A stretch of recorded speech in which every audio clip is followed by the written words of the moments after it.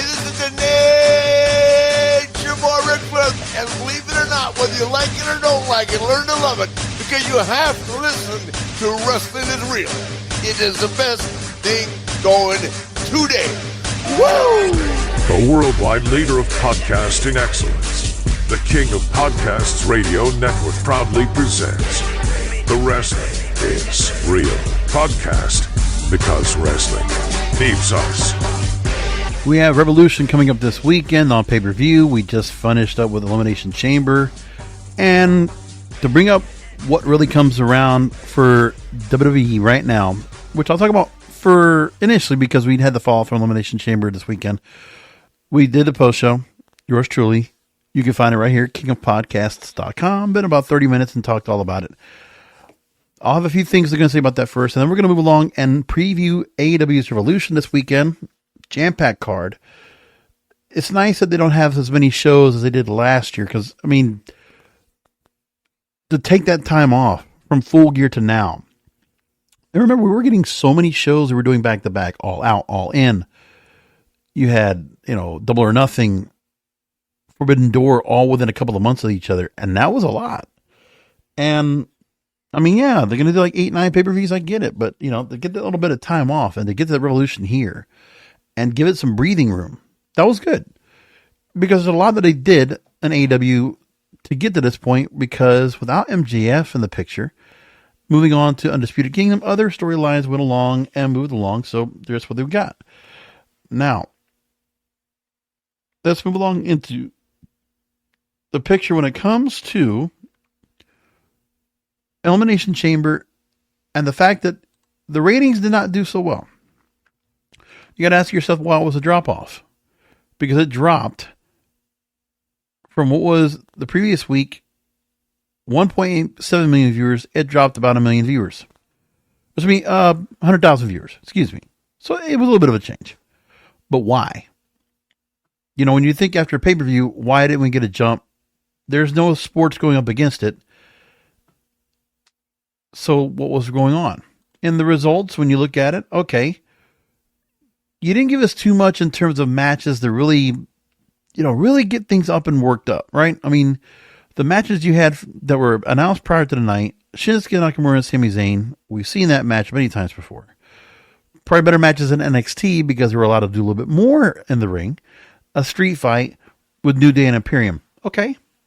Which are ongoing TV feuds that have not panned out on pay-per-view. Keep that in mind. We have not seen anything about Imperium or New Day on pay-per-view. And they're not going to be, are they going to be featured in WrestleMania? I don't know. Is it going to get a slot in WrestleMania? We don't know either. But that's the part we have to go and look at. And a couple of things you look at that they featured after Elimination Chamber. Look, we got 4 matches we know for sure. All the title matches are all set up. Which is the easy part. Let me just put it like that to you as well. This is the easy part. For them to go ahead and say, okay, we're going to have these matches. This is what we got finally as the fallout of Elimination Chamber. The Royal Rumble winners, they pick which opponents they wanted to pick for WrestleMania. And same thing applies right now with knowing who was going to win the Elimination Chamber matches to get the other opponents of the other titles. And that's it. That's all done.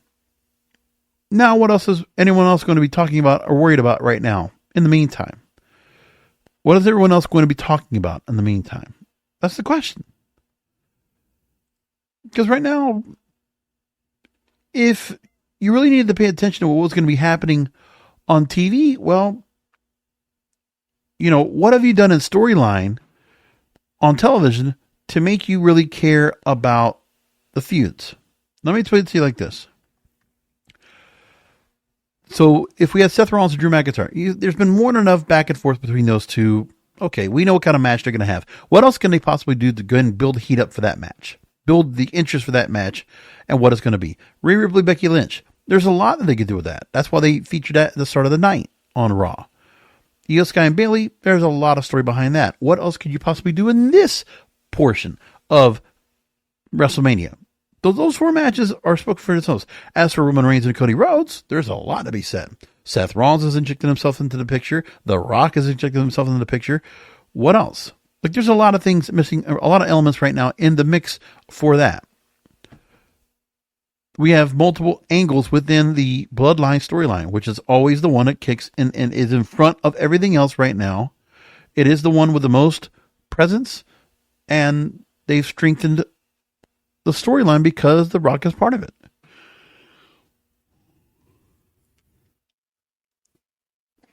And so they have that going on. They're set there. Great. What about after that?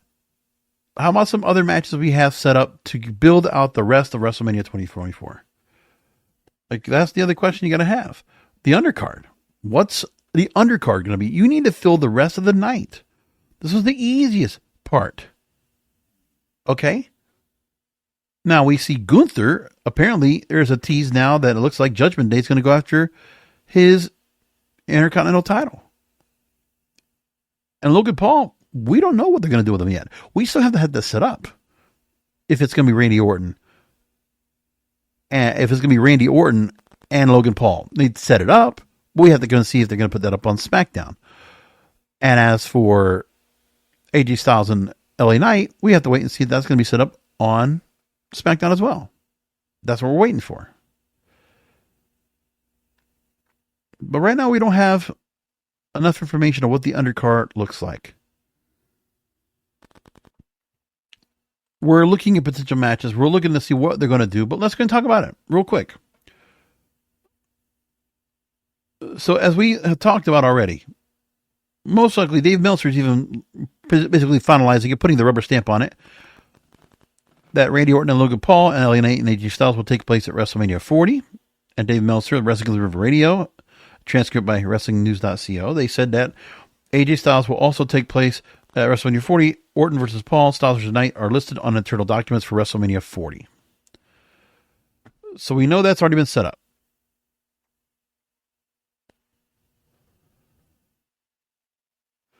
There was original thoughts, according to what they're saying here in the internal documents, that Logan Paul and LA Knight might have been opponents with each other, and the U.S. title might have been in the line. Interesting. But I don't mind what they're going to be doing here, but we have to wait until SmackDown to get to that part. But when you're talking about the interest of what's going on after that, well, there wasn't much to go off of. What you saw on Monday night, right off the bat, was Rhea Ripley and Becky Lynch with Dominic Mysterio out there and everything going on with that. That's fine. That's all set up with that. We get that part. Nia Jax comes out to interfere. So the Nia Jax part is her and Becky Lynch. I guess they need to have somebody else that is going to get in the way of Becky Lynch and the title picture. So they're doing that. And I'm sorry, when I hear Pat McAfee's like, what is this? What's going on? Pat, it wasn't that long ago that those two were feuding about the reason that the man became. Come on, buddy. Come on. Get a little more in your history. Don't sound like you haven't done your homework. That doesn't sound good. And even Michael Cole could have done a little bit more when they set that up. Just saying. So I don't think there's going to be anything at all where they're going to have something set up.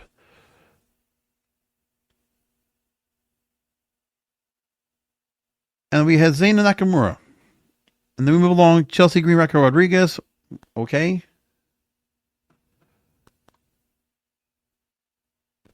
And then you have a deal with Sami Zayn. Says his win tonight confirms he's a contender and he'll be a champion. So they think it's going to be him going after Gunther. But we know Gunther has other people that are looking at taking him on. But we don't have an official thought about who's going to be Gunther's opponent. And to not have something like that already kind of planting the seeds in place 6 weeks before, let's give a little more credence to the guy and the fact that he's got 500 plus days with the belt. Let's give a little bit. I mean, he's not Roman Reigns, but Gunther has held down to this belt. Like, let's make it serious that whoever's going to take over that IC title is going to be somebody very significant. You know, just saying. If you were going to do it with Sami Zayn, you could have done that before. But Sami Zayn was fresh out of the bloodline. Because right now, yeah, he's still got quite a bit of a pop right now, but I think they've lost a little bit where they didn't really keep him super hot after the fact. Like once after he had his match with Roman Reigns, Sami Zayn's, I think, been pulled back to the mid card a bit. He's kind of just sitting back there. Him and Jey Uso, and they're kind of rolling off of that, but there's not much else to it.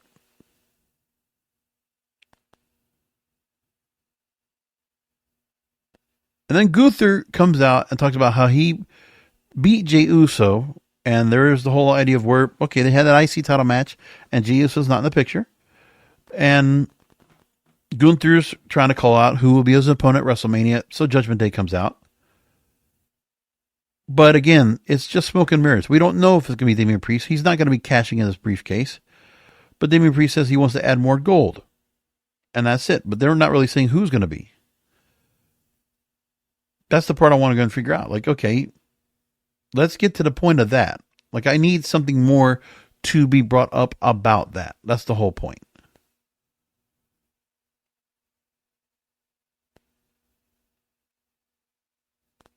And then Chad Gable says he wants a match against Gunther. So Gunther mentions the possible names that he's already laughing at that he doesn't think. But seriously, there's not much more to it. Like, we don't need to be worrying about that right now. And I need to move along with that. And honestly, during WrestleMania season, some of their matches that they're having right now, that they're just kind of like having around because they just have to have them around. Candice LeRae, Indy Hartwell, fresh off their loss for the World Tag Team titles, take on Shayna Baszler and Zoe Stark, and Shayna and Zoe win. So there you got that.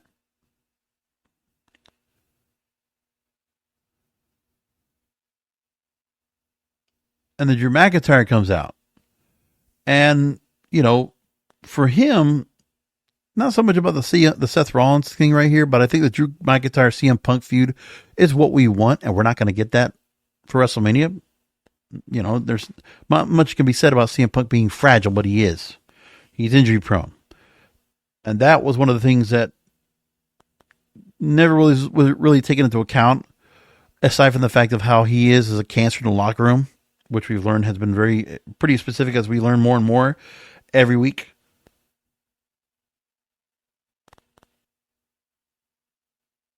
And then Jey Uso gets some time saying he lost against Gunther.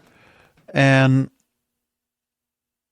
you know, there's, again, you have the stars that are in this and all they're doing. Cody and Grayson Waller get a match. And, you know, Cody makes quick work of Grayson Waller. It's a non-factor.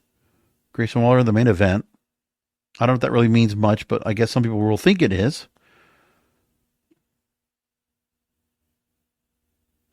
And then Paul Heyman comes out to represent Bloodline. And that's the one thing that actually did catch my attention at the end of the night. Because I knew there was going to be something happening after the Grayson Waller match. I'm like, that's not how they're ending the match. They're not ending the night like that.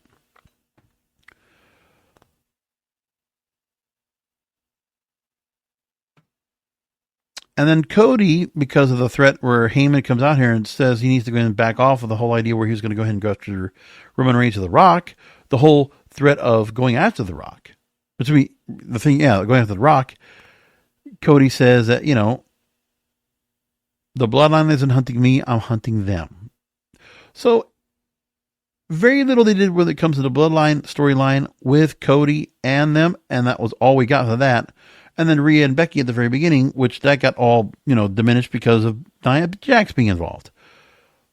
But what else is there in that undercard that we're paying attention to? We have a complete confusion as to who they're going to have as Gunther's opponent. I'm not necessarily so caught up in like who would be the best opponent for him anyway. With Jey Uso or Sami Zayn or Chad Gable. I mean, I know there's, you know, the crowd favorite is Chad Gable, of course, but really, what else is there? Like, can we give something more? Because I don't really see it.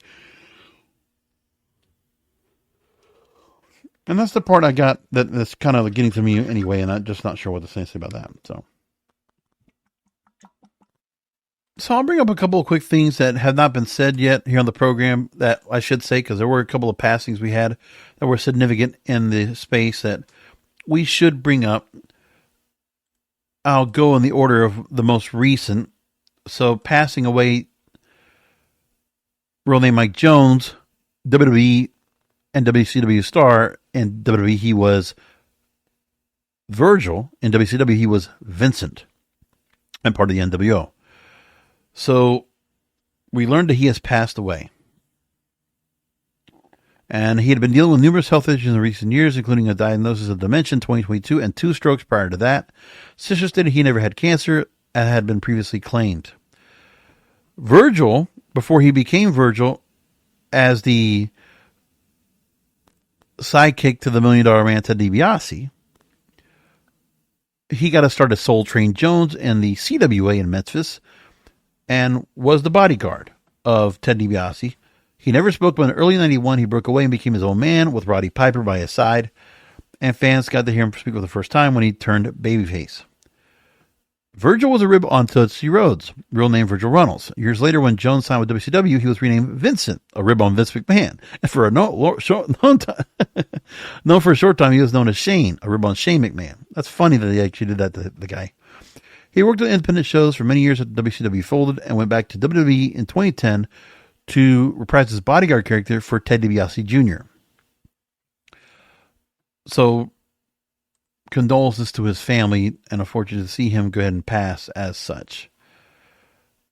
Besides, I'm looking at the other news that's out there. Yeah, Shawn Spears is now back as Ty Dillinger, back in WWE again. He's now working in NXT of all places. Yeah, let's not possibly premiere him back over on the other brand. Just put him out there in NXT because maybe he'll get a little bit better off working there anyway. And as we're going into Greensboro, North Carolina for AEW Revolution, we're going to talk about that in a moment. We should make a point about that and talk about one of the original 4 horsemen passing away. And it's unfortunate about this, but here we go. Ole Anderson.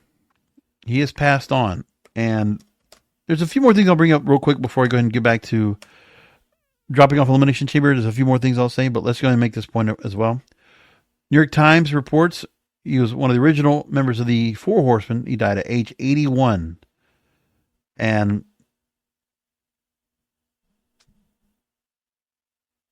he died in his home in Monroe, Georgia. He had passed away peacefully. And WWE, or formerly WWF, a statement was made that he was known for his hard-nosed style and gruff demeanor. He wrestled professionally in the 60s to the 80s, training under Vern Gagne, who was a member of the WWE Hall of Fame, AWA best known. Through the 1970s and early 80s, he was a member of the tag teams known as the Minnesota Wrecking Crew, which included Gene, Lars, and Arn Anderson. They called themselves brothers and were popular around the Midwest. They were part of regional circuits like Mid-Atlantic Championship Wrestling and Georgia Championship Wrestling. They were united under the National Wrestling Alliance, where they regularly were crowned tag team champions.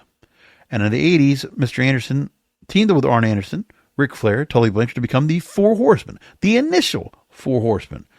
And they would dominate the NWA and World Championship Wrestling. And after he retired, he booked matches for WCW in the 90s, and when popularity rivaled that of the WWF, was later bought out, which later bought out WCW. And as pro wrestling became more popular and commercialized, Mr. Anderson grew increasingly disparaging of it. There was a 2003 book from Scott Teal called Inside Out: How Corporate America Destroyed Professional Wrestling. Ole wrote about his disdain for the corporate transformation of the sport and clashes with executives, including Vince McMahon. He criticized WWE for years. In an interview in 2021, he said that McMahon had made professional wrestling more about entertainment than sport. Quote, "The stuff that's on the television today, I have a hard time watching."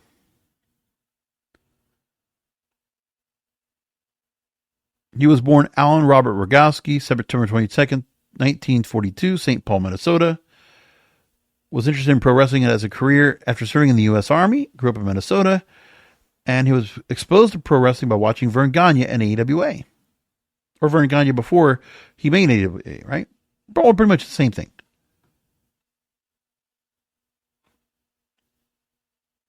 So it's unfortunate you're going to see that skull happening to him.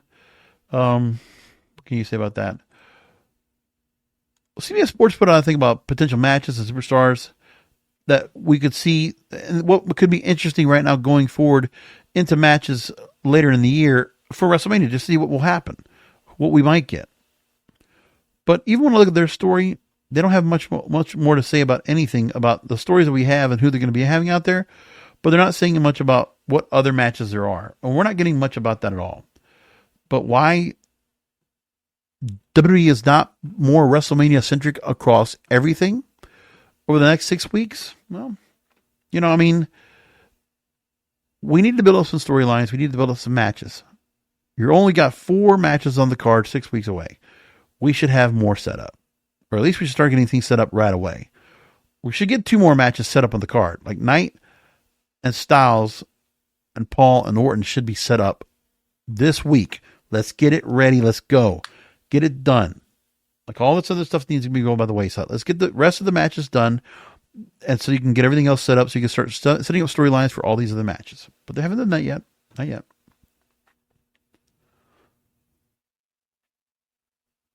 Okay, so let's talk about Revolution, and we'll talk about a few other things. TNA, we got to talk about a little bit later on. The latest where Scott D'Amore was trying to go and do things to get the company for himself and try to buy it. We'll talk about that later on. And, much more. But I think we'll go into that. Let's go into Dynamite itself and what they set up for tonight to set things up for this weekend. Pretty big card to have set up.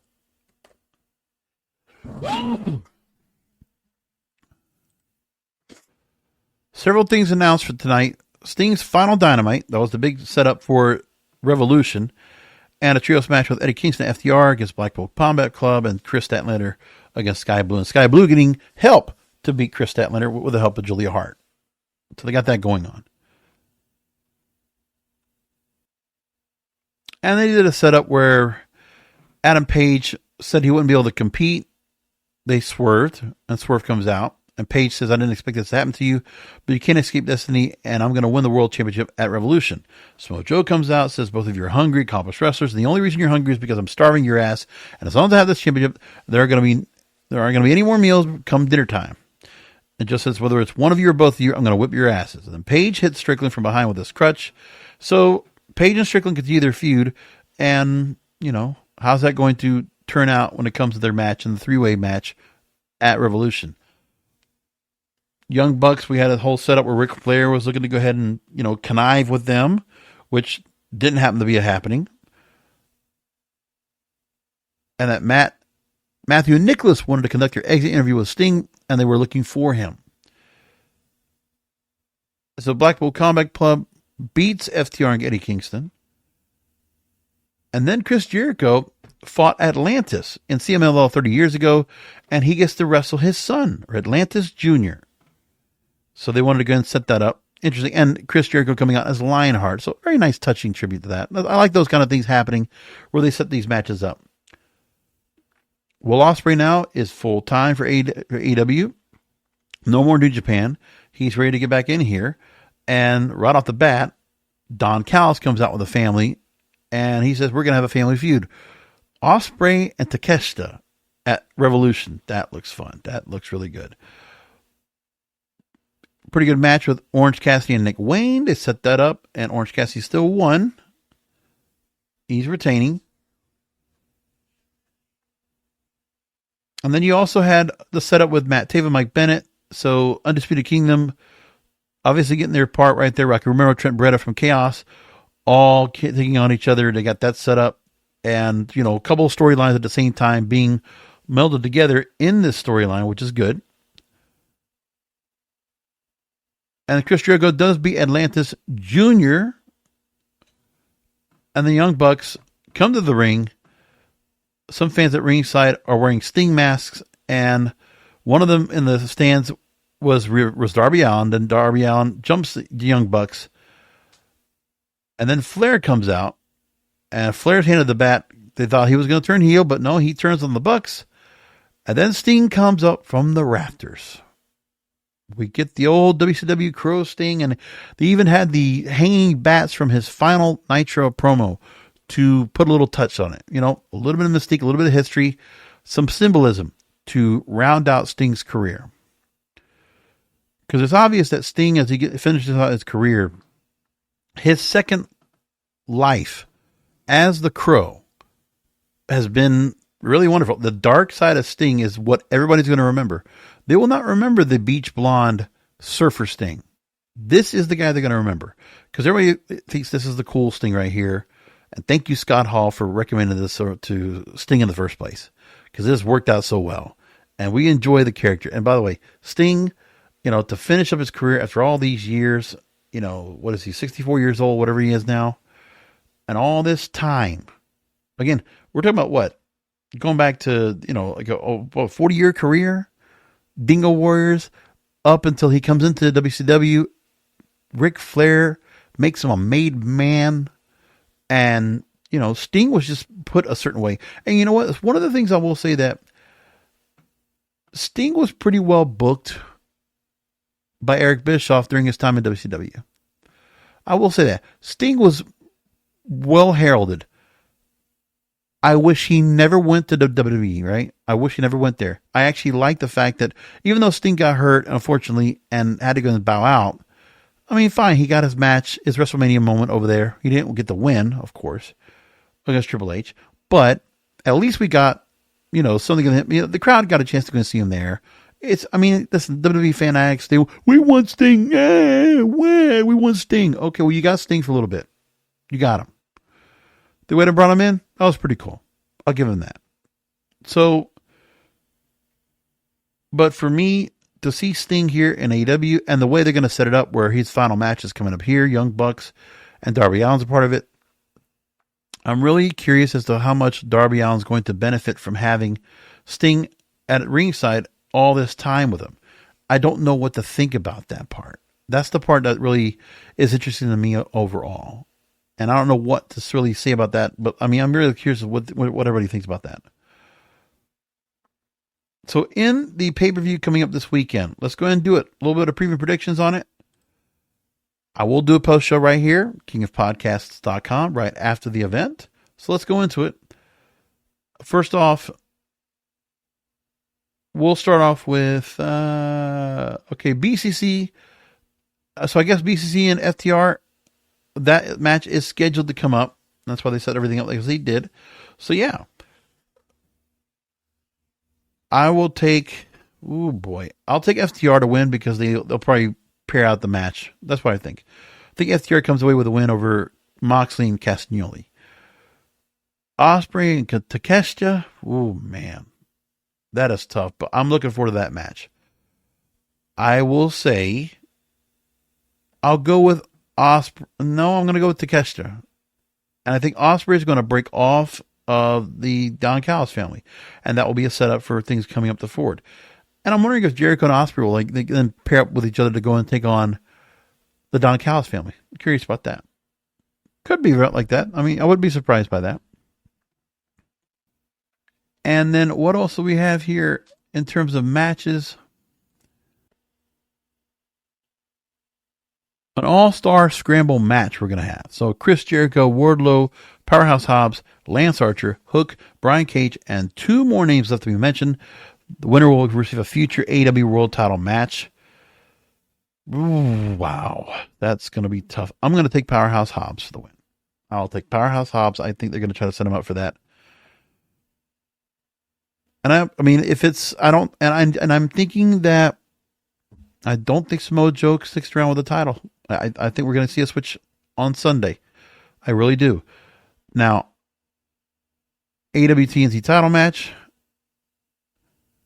Christian Cage versus Daniel Garcia. And I will take Christian Cage for the win. And I think something will happen where, I guess, Adam Cole will return. That's what I'm going to guess is going to happen. Eddie Kingston, Bryan Danielson. This is a singles title for the Continental Crown.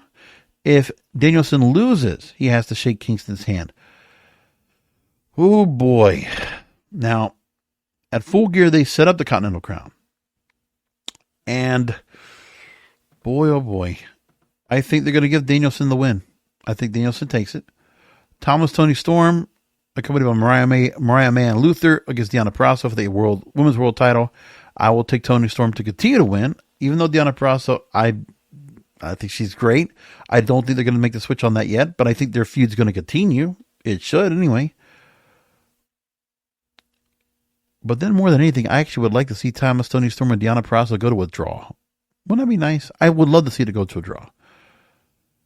Orange Cassidy and Roderick Strong. So Undisputed Kingdom will handle things against Orange Cassidy. And Orange Cassidy, I think, will remain international champion. Sting and Darby Allin versus the Young Bucks. I will take Sting and Darby Allin to win. I don't know. No. You know what? I think Young Bucks will win. Sting will go out on a loss as per tradition. I think he does go out on a loss. And I think Sting will be the one that will lose. I think he'll take the pin. I think they were going to let it just do like that. You lose on the way out. You put your boots up, and that's what you do. And I think that's what we're going to set up.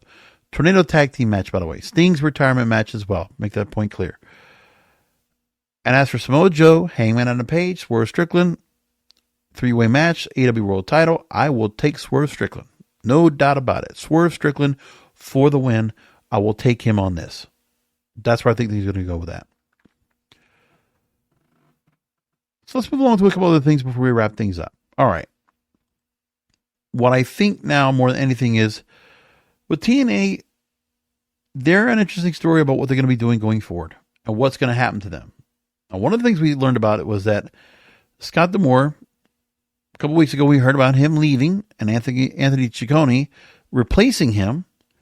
And talent was upset with the management to the point they were sending Anthem a letter urging him to come back. Now, we talked all about that. And here's what we know now as the latest to it.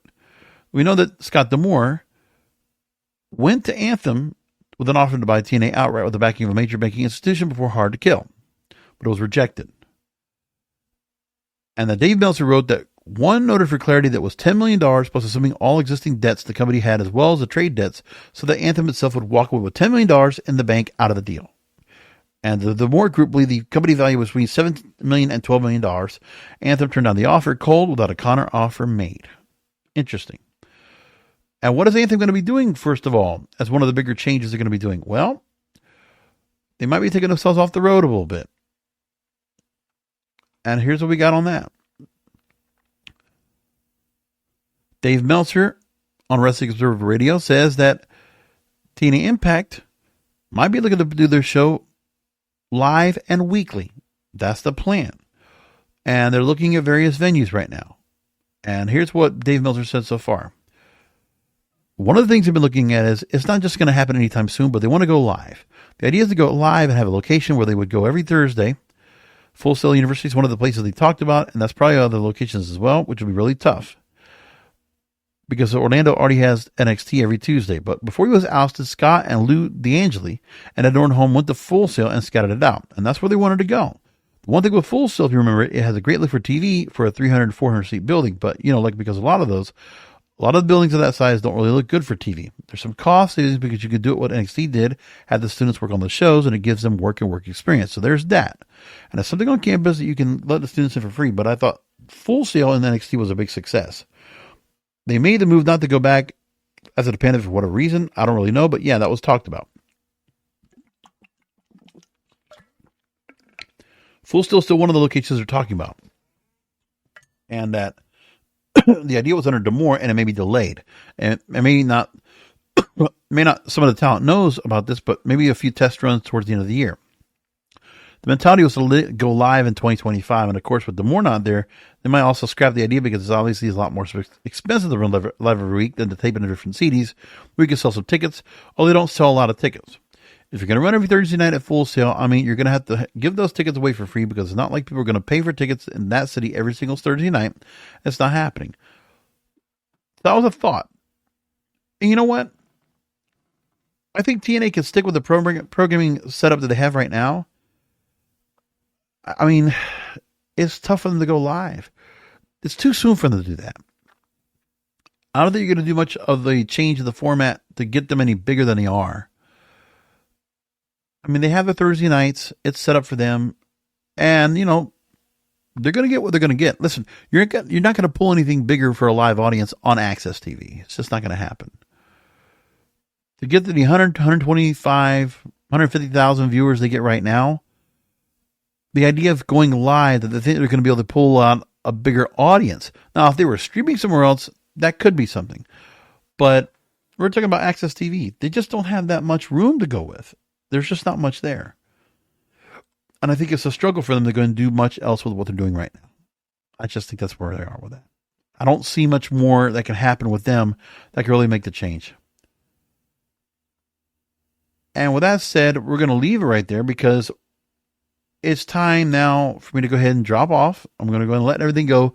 There's not anything else going to bring up that, we could bring up. Like, I could talk more about, Chris Masters speaking out about, what was going on with Vince McMahon and the stuff he was doing backstage. Yes, we understand. Like, what am I going to say that has not already been said? And not much else.